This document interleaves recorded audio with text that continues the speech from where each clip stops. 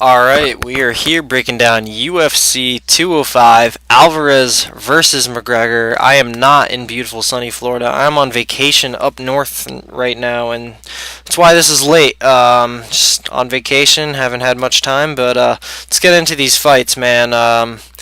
Follow me on Twitter at MMAKelton. Subscribe to the channel. I'm about to hit 50 subscribers. Thank you all so much.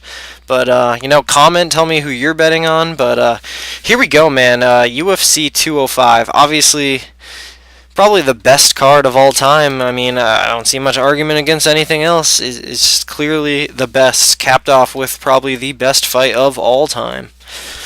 So let's do this, man. Let's get into these fights. First up, we got Chookagian minus 170 taking on Liz Carmouche plus 150. So it's funny. I bet on Chookagian as an underdog in her last fight against Lauren Murphy. Now she's a favorite against Liz Carmouche, and I'm looking at a bet on Liz Carmouche. This fight, it's pick'em for me. I think this is a dead even fight. It should be even odds. Caitlin, obviously, she's the new blood. She's taking on the veteran. It's the striker versus the grappler. Now, I could absolutely see Chookagian being able to stuff takedowns and outstrike Liz Carmouche for 3 rounds, but I can absolutely see Liz Carmouche completely out-wrestling Chookagian and holding her down for 3 rounds and even getting a submission. Liz Carmouche is very, very good on the mat. She's got slick submissions. Like I said, it should be pick'em. My pick is Chookagian via 29-28 decision, but I made a bet on Liz Carmouche at plus 156. I think those odds are good enough to put on her. I think she's a grizzled veteran. I can absolutely see her getting the job done here, and that is a price I'd like to pay on her. But Chookagian is the pick via decision. But moving on, Thiago Alves minus 160 taking on Jim Miller plus 140. So this is one of the more fun fights on the card to break down and discuss. This is a crazy fight, man. Obviously, Thiago Alves coming down from 170, taking on one of the veterans of 155. I don't really know what to think of Thiago Alves dropping down to 155. It looks a little bit like career desperation to me. That's just my opinion. Jim Miller's coming off 2 solid wins against decent opponents, and Thiago's been out. His last win was like a year and a half ago against Jordan Meehan. He was losing that fight, and then he got destroyed by Carlos Condit. And I just think Jim Miller, he's looked too sharp lately. I think he's going to be able to outbox Thiago Alves. I think he can school him on the ground. The only thing he needs to look out for is the leg kicks of Thiago Alves. He's got brutal leg kicks. He could absolutely slow Jim Miller down with those and then get a late KO. I could see that playing out, but I'm going to go with Jim Miller via 30-27 decision here. I think he's just the more sharper fighter at this point, and at that price, plus 145, I did take a bet on Jim Miller. So that is what I would go with for that fight. But Jim decision is the pick. Moving on. Newest fight of the card, Belal Muhammad minus 140 taking on Vicente Luque plus 120. So originally supposed to be Lyman Good versus Belal Muhammad. I like this fight a lot better. Vicente Luque is a guy who's caught my eye for a while. He's making sick improvements. He's been looking amazing lately. That KO of Urbina was phenomenal. Those submission wins he was getting before that, phenomenal. But Belal Muhammad is a guy who's looked phenomenal lately. It's crazy. I don't know if he's just a slow starter or he's just very good at making adjustments mid-fight. But he's one of those guys that's just amazing in the 3rd round. Obviously, almost finishing Alan Jouban in the 3rd round, probably getting a 10-8. And then going out there and finishing Montano in his last fight in the 3rd round. He's just a cardio freak, man. And Vicente Luque, I think he's going to be dangerous in the 1st round. I think he's going to hurt Muhammad, but I think Muhammad is too durable to get finished. I think Muhammad's going to be able to weather a storm, have a close 2nd round, and then put it on Luque in the 3rd round to either a 3rd round TKO or a 29-28 decision for Belal Muhammad. But at the prices, I would stay away from this fight. But Belal Muhammad decision is the pick. Moving on. Got Rafael Natal minus 155 taking on Tim Boetsch plus 135. I really like this fight for Rafael Natal, to be honest. Tim Boetsch, obviously, he's a grizzled, tough veteran with big power. He makes crazy comebacks against guys that are a lot better than him. But those guys, they all made mistakes and got caught by Boetsch. Rafael Natal is a guy that doesn't make very much mistakes. He's a very smart fighter. You know, he didn't get finished by Uriah Hall. He actually beat Uriah Hall via decision. And, you know, Natal is a decisionator pretty much. And Tim Boetsch has lost a lot by decision. I think he's going to be able to keep distance and use leg kicks to ice Tim Boetsch's power down. And he could mix up wrestling, maybe not early in the fight where, you know, Boetsch is a great wrestler. He'd be able to stuff Natal's early takedowns, but I do like Rafael Natal to pretty much mix up all his tools here and just look like the better fighter than Tim Boetsch over 3 rounds. I like him via a 30-27 decision, and I have a bet on Rafael Natal via decision at plus 300. But Natal decision is the pick, so moving on, probably the first of many insane fights on this card.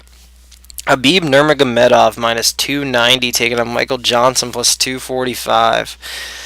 So this is just a weird fight, just based on the fact that Khabib hasn't fought a top 10 guy since RDA like 2.5 years ago. He beat Horcher, but that's Daryl Horcher. And Michael Johnson, obviously, he's looked amazing.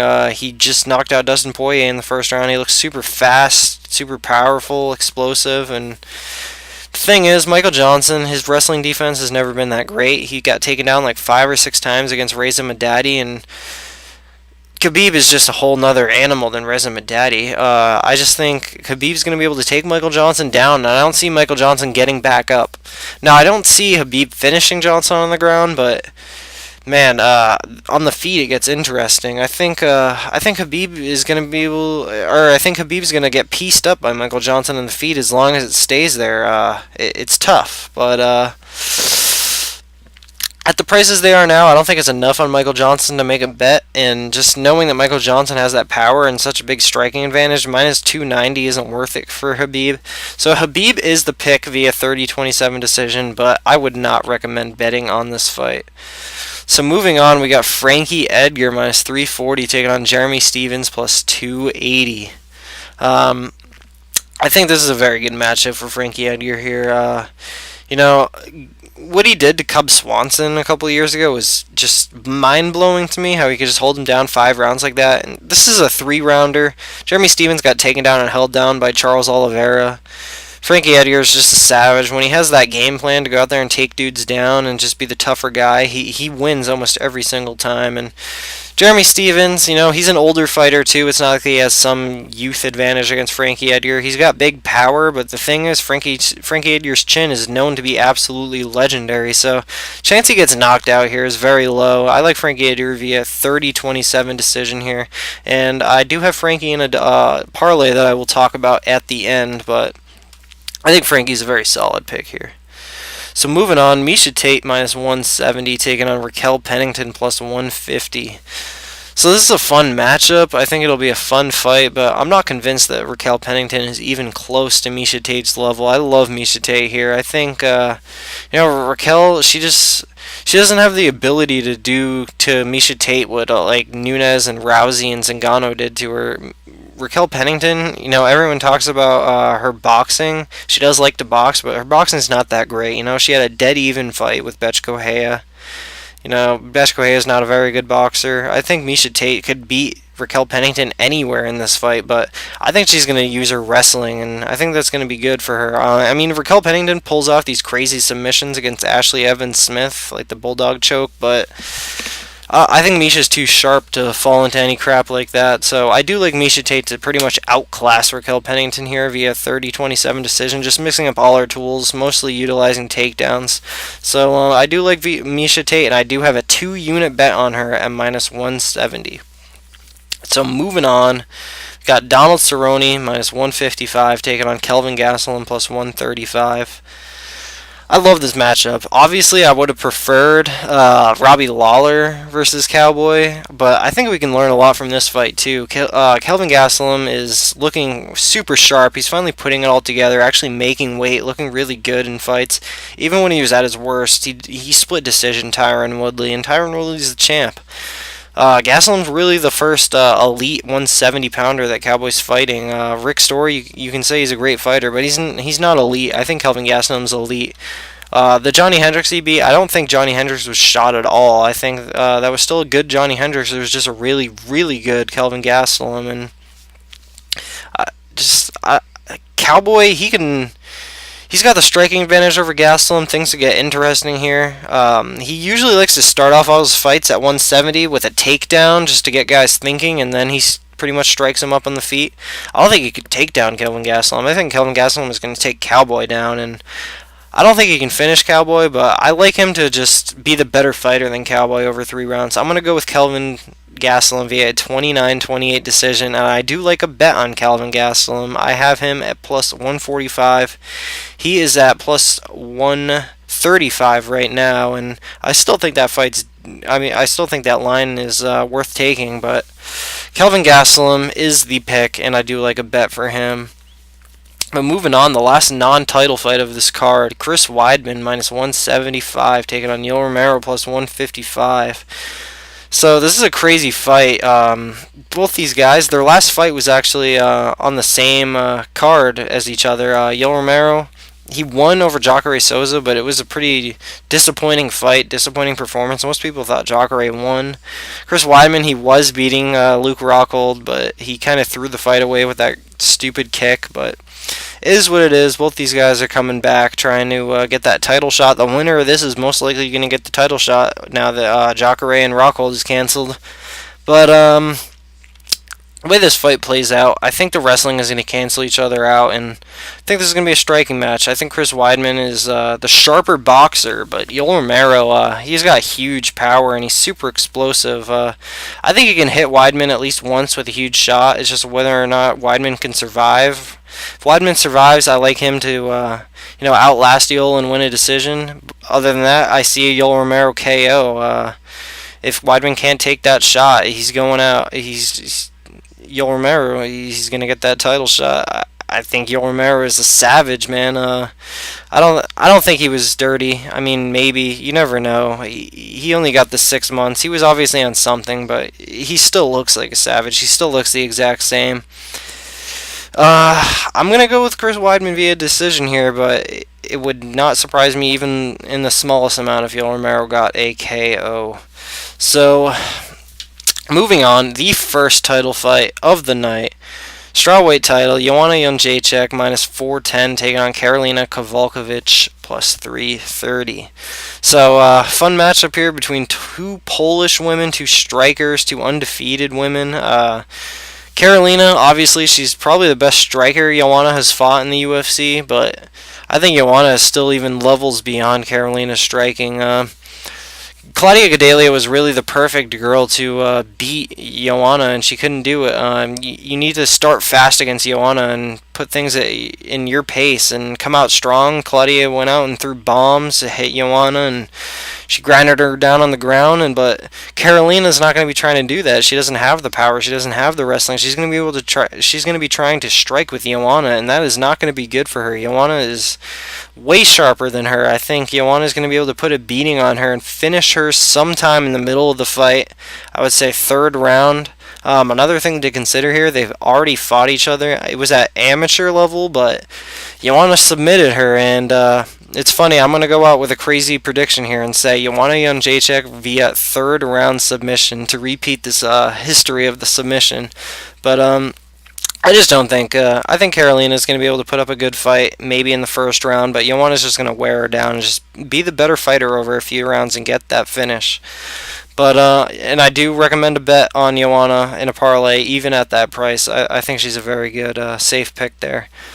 But moving on to the co-main event of the evening for the welterweight title, Stephen Thompson minus 200 taking on Tyron Woodley plus 170. So this is just a spectacular fight, amazing stylistical matchup.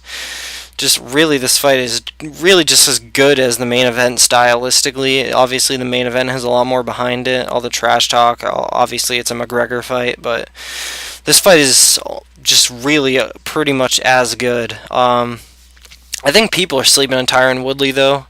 I think the line should be more like Stephen Thompson minus 130, but it's still not enough for me to bet on Tyron Woodley. Stephen Thompson just looked so great, and a guy he fought with a similar fighting style as Tyron Woodley, Johnny Hendricks. Stephen Thompson went out there and finished him in the first round. Now I think Woodley's a little more sharper than Johnny Hendricks at this point, so I think Woodley's going to be able to at least last longer than Johnny Hendricks, but I like Stephen Thompson to get the TKO around the third or the fourth round.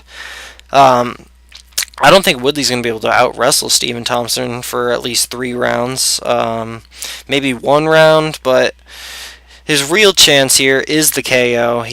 And Stephen Thompson, he has been dropped by Jake Ellenberger, of all people. Tyron Woodley, there's a good chance he lands that shot, which is why I'm not going to take a bet on Stephen Thompson, but I think Stephen Thompson is going to be able to keep distance and wear down Tyron Woodley and finish him in the middle of the fight, just like the last title fight. But official pick, Stephen Thompson, TKO, 4th round, new champion. And when it comes to a bet, I wouldn't bet on either guy, in my opinion. But moving on, main event, fight everyone wants to talk about, Conor McGregor minus 155 taking on Eddie Alvarez plus 135. Now, I already did a separate video on this fight, my Conor McGregor versus Eddie Alvarez breakdown. I will link that in the description. It's a 20-minute video dedicated to just this fight alone. Now, I will give my official prediction in this video, but if you want the full thing, you gotta go check that out. It will be in the description. So, basically, I just think Eddie Alvarez gets hit too much. Conor McGregor, he's at his best weight here. I think Alvarez, he's gonna try to swing with McGregor. I don't think he knows what he's going up against. I think he's overlooking Conor McGregor. McGregor's gonna hit him with that big shot, and Eddie Alvarez is gonna go out. Eddie Alvarez, even if he tries to wrestle him, Conor McGregor, I think he will get up quite quickly. That'll surprise Eddie Alvarez. He's not going to know what to do quick enough. Conor McGregor is going to capitalize and TKO him. So my official pick is Conor McGregor via a late first round TKO. So that's going to do it for UFC 205. Thank you guys so much for watching. This is a lot shorter than I thought it would be. I kind of rushed through it. I'm on vacation. I probably would have gone longer. If I was actually back home, more in a relaxed mindset. But man, this card is so great. I could talk about it forever, but things to do. So I'm gonna read off my 9 bets here. I got a lot of dogs. I got bets on a lot of dogs in this card. I think they're gonna be barking on Saturday night. So these are my 9 plays, UFC 205. I got 2 units on Miesha Tate at minus 170. I got 1 unit on Carmouche at plus 156. I got 1.5 units on Rafael Natal via decision at plus 300. I got 1 unit on Kelvin Gastelum at plus 140. I got 1 unit on Conor McGregor via KO at plus 111. I got 2 units on Jedzrejczyk via wins in the distance at plus 254.